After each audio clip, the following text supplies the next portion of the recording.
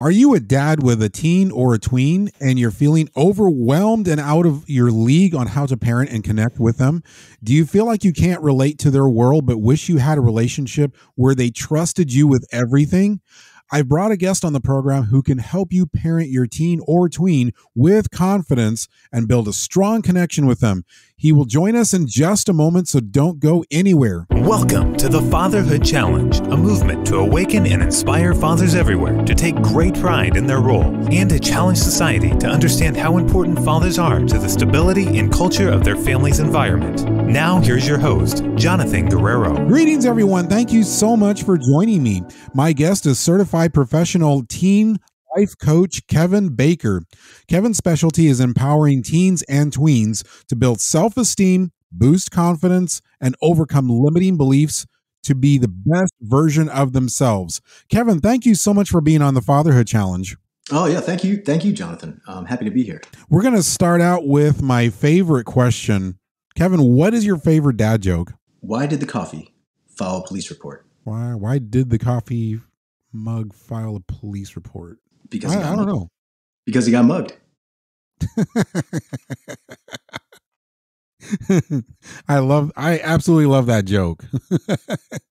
Well, thank you. Yeah, my kids love to roll their eyes at all of them. So as long as the dads are chuckling, then I've done my job. Then it qualifies. Then it definitely qualifies. Well, Kevin, let's get into your story. What is the story behind what led you to coach teens and tweens? I guess looking way back on it, it all started when my wife and I decided to have children. That started my journey on parenthood and being a father and learning all sorts of things about childhood development, medical issues, mental health issues, school issues, social issues. Everything that gets thrown at you as a parent.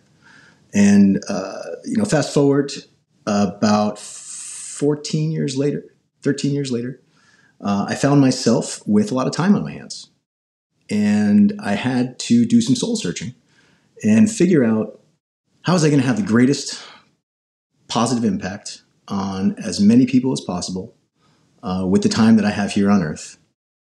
And through a lot of soul searching and reading and having conversations, and being coached myself, I came up with life coaching, and specifically for teens and tweens because I'm in the thick of it.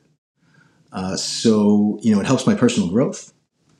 It allows me to have meaningful purpose. I develop all sorts of fantastic relationships with all sorts of fantastic people, and that's what drives me. Making a difference. That moment when you're having a conversation with a kiddo, and the light bulb goes off. And they get it. Mm-hmm. And you're able to change what was a roadblock or an invisible barrier. When you're able to get rid of that so they can move on to be the best version of themselves. That's really the story of why. That's my why. And I'm here to get the message out that life coaching is not just for adults. And kiddos need positive mentors and role models and positive influence. And they need people to ask those thought-provoking questions that help pull the answers out of their subconscious. Because the kiddos, they have the answers. They need the guidance and the friendly input in order to help get those answers out so they can fulfill their life's purpose. When you set on that calling, did it really ever dawn on you that what you are really doing is leaving a legacy behind with many teens? It did. And that was part of my checklist. I have a whole career checklist that I used to get here. And leaving a legacy was a big part of it. I want to have my positive impact that I can make on just one kiddo. Have that reverberate throughout the world long after I'm gone. Because, it's like the old story goes, you hold the door open for someone going into a building in the morning and before you know it, they are, they're holding the door open for somebody else. It's the power of positivity, helping encourage that mindset that'll leave that legacy behind. I've heard it said of dads that they can either do the hard work early or they can do the hard work later. If they do the work and they bond with their child at infancy, the teen years are easier. Is that actually true? Easier than what? I think the entire experience of fatherhood is hard work. It's really hard. It's very important to bond with your child while they're an infant, having that chest to chest time. Let them feel your heart beating. Let them breathe with you in rhythm. And it's important for you to play catch with them in the backyard. When they're growing up. And it never gets easier. It's just the challenges get different. The challenges change. And as long as you're present, empathetic, and guide your children to make the best possible choices that they can in life. I think that's what it's all about. And if you can foster the importance of choices and the consequences of those choices so that they're aware of them every step of the way, it might get easier as you go. But I don't know if there's a trade-off for infancy versus the teenage years in particular. So it sounds like really what you're saying is what's required is full engagement from infancy all the way into the handoff to adulthood.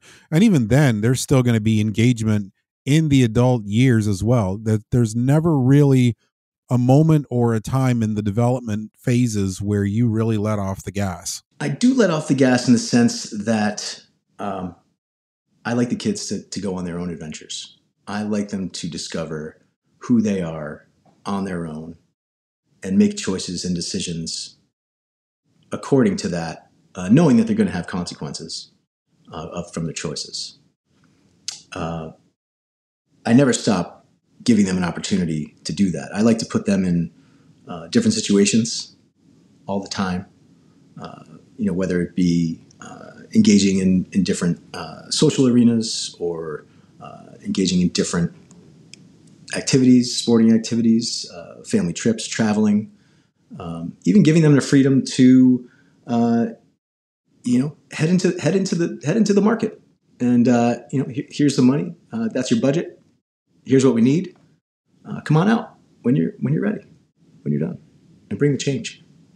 Those sorts of things, those sorts of things really empower them, and they give them a sense of freedom. It builds confidence and self-esteem. So a father's job, is never really done. Talk to that dad who thinks or knows that he's made mistakes with his child or his children, and he feels disconnected from them and doesn't know where to begin repairing things. That one hits close to home a little bit. The thing that I have to say is it's never too late to be the best you can be. And it's never too late to be empathetic, to be a really, really good listener, and to bond, and to try and discover, who your child is on the inside and what drives them and what emotions they're feeling and what thoughts they're having and how their thoughts affect their emotions and how their emotions affect their behaviors and how their behaviors affect their actions, and to really find out who they are as a whole person. It's never too late to get involved and to let them know that you're ready. If there are dads out there that feel like they have made mistakes, we're all human and we all make mistakes. The only way I know how to be a parent is from how my parents parented me. And the only way they knew how to be parents is because they learned from their parents. And that goes on for generations. So, we all make mistakes. But it's what we do to repair them, to make amends. Get rid of the baggage from the past and not even worry about the future that much, but to be present and engage and smile and have fun and give the kiddos the dad and the childhood that they deserve. I think that breathes so much hope into a dad that's in that scenario where for whatever reason he missed out or he wasn't there, wasn't present, and he feels like now he needs to make it up, and he's trying to establish that bond later. The other thing I find really interesting is, I'll use my wife for example. She's middle aged. Both of her parents are still very, very much involved in her life, and that echoes what you said earlier, and that is that you never stop being a parent.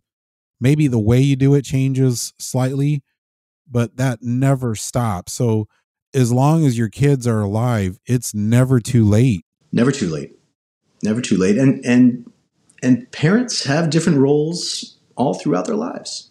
I have three children, and my oldest, I was a certain version of myself when she was born, and 3 years later, guess what? When we had our son, our second child, I had changed again, and by the third child, I was an entirely different person. So each child, has different versions of their parents, and parents change over time too. And we all know that the kiddos grow up and they change. So there's always a place for parenting, whether or not the relationship is at a place where they want to accept advice or not. That's another thing. But I think there's always a role for a parent in a child's life, and vice versa. We love stories. Please share some of your best and insightful experiences helping teens that you've worked with. One of my favorite experiences working with a kiddo was he had come to me. Actually, his mother had come to me and said, he is very depressed. He won't get out of bed in the morning. He doesn't like to go to school. He doesn't think he has a future. I don't know what to do. He's having suicidal thoughts. We've been in therapy for years, and we're stuck. Coach Kevin, can you help us? I felt that got me emotional. And I said, "Yeah, I sure will." Within 2 weeks, this kiddo, we were able to really, really dig deep and build awareness around some of the negative, limiting thoughts and beliefs that he had that were automatically coming as soon as he would open his eyes in the morning. They would start. And we practiced techniques. We had some heart-to-hearts. We did the exercises. Long story short, I talked to him last week, right before his family left for safari in Africa, and he was ready to apply to colleges. And he's so excited about his future. It was a transformation that it happened so quickly, and I'm so proud of him for doing the hard work. And when you get a client, when you get a student, when you get a kiddo that is as invested as you are in helping and making things better, and you see that kind of progress, it can't help but make you feel great. Do you see any difference between the teens that you've helped, the ones that have fathers in their lives and the ones that don't? What differences, if any, do you see? I don't know exactly the level of participation that the fathers have had in their lives, but I can tell you that the fathers that with no uncertainty have participated to the best of their ability, the kiddo holds them, with a certain level of respect. I think that is the main difference, is that when the father is involved and he's an active participant and he's, helps to guide their kiddo, that young adult will always somewhere in the back of their mind hear their father's voice along with their own internal narrative. And I think that's the main difference. Is that, the fathers have, instilled these, I call them little golden nuggets, of information and guidance and tricks, that that they practice. Probably that, a lot of their fathers handed down to them. Yeah, I absolutely love that. There's another way, and a lot of times when we talk about an absent father, for some reason, we automatically associate that with a physical absence. And yes, that is most definitely an absence, a form of absence, but there's also an emotional absence. Yeah. That can have just as damaging of an effect on a teen. So is there anything that can be done in a situation like that to try to mitigate some of that damage and repair the relationship and bring it to health? The most important thing, an absent father, maybe it's an emotionally absent father, can do. One of the most important things they can do to bring it back and try and repair that is to really try to envision what life looks like through their eyes, and try to imagine the feelings they're feeling, the thoughts they're having, what their expectations are, and then really talk to them about that and say, I can tell, I know that you're feeling anxious, or I know that you're overwhelmed, with all the schoolwork you have.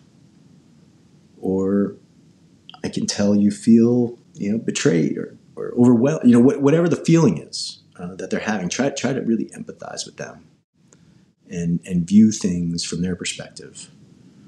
Because really connection is all about emotional connection. And it's about understanding the feelings and emotions that the child is feeling so that you can empathize with that. Because if they see that, if they understand that, okay, now we're on the same page, you can see it from my perspective, I think that'll go a long way in earning the respect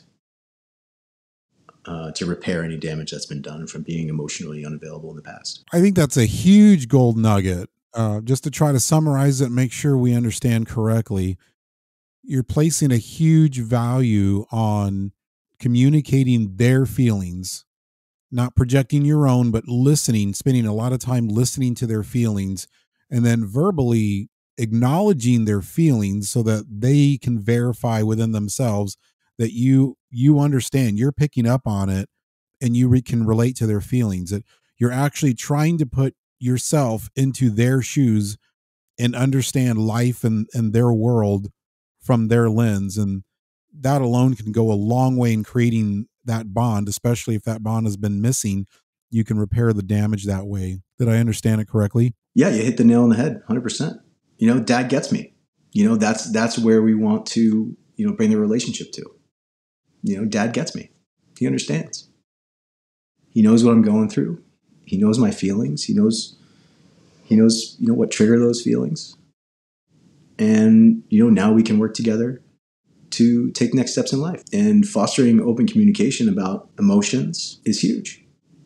That I think is the holy grail of fatherhood. If you can be on the same page emotionally with your kids and understand the feelings they're feeling and why they're feeling them, and help them to process those emotions and regulate them, that's what parenthood's all about. That's what fatherhood's all about. One of the things I'm learning from my own journey, my own experience, is that there's a high value when I also communicate my own positive feelings towards my sons. When I acknowledge what they've done, accomplishments, and I think what I've learned is just as important is when I acknowledge their value and I disconnect their value from their accomplishments. In other words, you're not valuable because I decided that you're valuable. You're valuable because you're created. You have your own value, and there's nothing I can do to add or detract from that value. It is who you are. And so I am here just enjoying that, appreciating that. And you need to know that you need to be aware of your value. And there is nothing that you can do to change that value, to make it grow or to make it less. You are valuable the way you are. And I've learned that when I do that, boy, that also goes a long ways and towards that bond. Oh yeah, what a positive way to approach that. I love that. I just, their existence, their existence is valued. They are a part of you, and a very big, important part of you. There's nothing that could happen, that anybody could do or say, that's going to make you value them less or love them less. There was a guest, the former guest that came on here, and it was Dr. Canfield, and she talked about eye contact and how important eye contact is. So I've learned that, and I'm curious what you think of the importance of asking questions and making eye contact when you're asking those questions, like just questions about what's going on in their world, and mixing that with eye contact. Oh, eye contact is one of the most important forms of communication. And you can read so much from it. So when you're having that conversation, when you're asking a question to your child, you see what happens with their eyes. Do they go to the right? Do they go to the left? Do they go up? Do they go down? Are they trying to, you can tell, are they trying to remember something? Or are they trying to fabricate something? Or, what exactly is going on? And you can read a lot into their body language from how they respond with their eyes. But you intently looking into their eyes gives them a sense that you're engaged and you're present, and you are not only interested in your question, but interested in their answer. And that helps them to feel valued. It helps them to feel empowered. And like I said, it's one of the most important aspects of how we communicate. What are some of your favorite bonding rituals with your teens? My favorite bonding ritual with my kiddos, I have two. One is skiing. We love to go skiing as a family. It's one of those things we look forward to every winter. And it's priceless. My wife and I say that the family that skis together stays together. And we like to practice that. Yeah. And I love that. And the other bonding ritual is, it's a little bit unorthodox, I'd say, or maybe not. But we like to play video games together. Yeah, I think it's really important for, me to see what they like to do too. And for me to get into their world a little bit. And so when we have an opportunity, to all five of us, get on a co-op game together, work together as a team, or, play hide and seek, that sort of engagement in the digital world sort of lets them know that, dad's fun, dad can hang. And, I think that goes a long way in helping build bonds. I really love that. One of the things that I've learned is how valuable having a family hobby can be. Things that you all enjoy that you can just have fun doing. In our case, one of our family hobbies is remote control cars. Everyone has their own car that they like. And when we go on vacations, but it's not just vacations. I mean, if the weather is really, really nice, we'll just go right outside in the yard and we just have lots of fun doing that. And we'll trade cars and switch vehicles. Yeah, and it's fun. It gets really interesting looks from other families. They'll walk by and they'll see us having a good time, and it's making an impression on them as well. So yeah, I would definitely say don't underestimate the value of what a family hobby can do for bringing that closeness together as a family, that joy that you need. Yeah, I would say it's up there with sitting down at the dinner table every night. Yeah. And then that reminds me of that. Are there any really good dinner time rituals that can also help with bringing that closeness? So one thing, we try to incorporate to really foster positivity is to ask our kiddos to, give a compliment to one of their siblings or to us. Oh, wow. And you can feel the positivity, and you can feel the love, and you can feel that, we all care about each other. I mean, and the other thing we can do is, say, hey, what can we do better? This is a judgment-free zone. We all live together. We all want to live together happily and peacefully. What's one thing that I could improve on? And grab that feedback, and take that in and work on it, because it's important. So, it can bring a whole lot of information to light. That's something we can work on. And it's important to always be developing that trust and foster that ability to have open communication within the family. And the dinner table is the best place to do it for us. My dad was in and out of my life, but one of the pleasant memories I have of him was a dinner time ritual that he started, and everybody was around the table, and he pounded his fist on the table, and he had a very stern look on his face, and everybody looked at him and wondered, what's going on here? And he looked at everybody and he said, I have one rule at the table, and the rule is very simple. He said, there is to be no talking at the table during meal times. And then he smirked and he said, unless you either have a joke or a story. And then he smiled and he said, I'll start. And he just went off on a story. And then when he was done, somebody else had to jump in with theirs. And let me tell you, that was probably one of the most fun meal times I remember. Oh, that's perfect. And it probably kept it so positive too. It did. That's great. I love that you have that memory. So, Kevin, how can dads connect with you or learn more about what you're doing or get help with their teen or tween? Sure. Yeah. My the website is lifecoachkevin.com. You can also see me on Instagram at lifecoachkevin. You can schedule a call. We can get on the phone and talk about what you're seeing with your kiddo and talk about what kind of results you'd like to get. All right. And just to make it easy, if you go to thefatherhoodchallenge.com, that's thefatherhoodchallenge.com.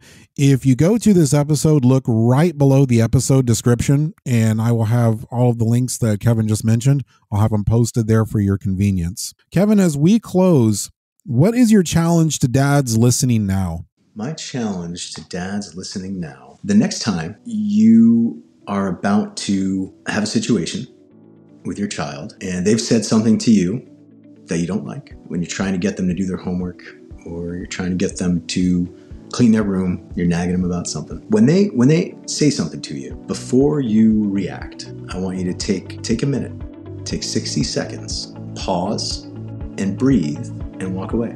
Wow. And I think you'll find your child is going to do what you want them to do. They just want not to be nagged about it and to feel like they're in control of when they do it. Well, Kevin, it has been an honor having you on the Fatherhood Challenge. You've given us so many good nuggets and actionable steps that any dad can start doing now. And it's appreciated. Thank you so much for being on the Fatherhood Challenge. Thanks for having me, Jonathan. It's been a pleasure. Thank you for listening to this episode of the Fatherhood Challenge. If you would like to contact us, listen to other episodes, find any resource mentioned in this program, or find out more information about the Fatherhood Challenge, please visit thefatherhoodchallenge.com. That's thefatherhoodchallenge.com. I'd like to pause and thank our proud sponsor of the Fatherhood Challenge, Zencastr. If you've thought about podcasting before and realized that you need a lot of different tools and services, those days are over. With Zencastr's all-in-one podcast production platform, you can create your podcast all in one place and distribute to Spotify, Apple, and other major destinations. But the reason I personally use and trust them with the production of this syndicated radio program is their professional broadcast quality sound. There is no better time than now to start your podcast using Zencastr for all your needs.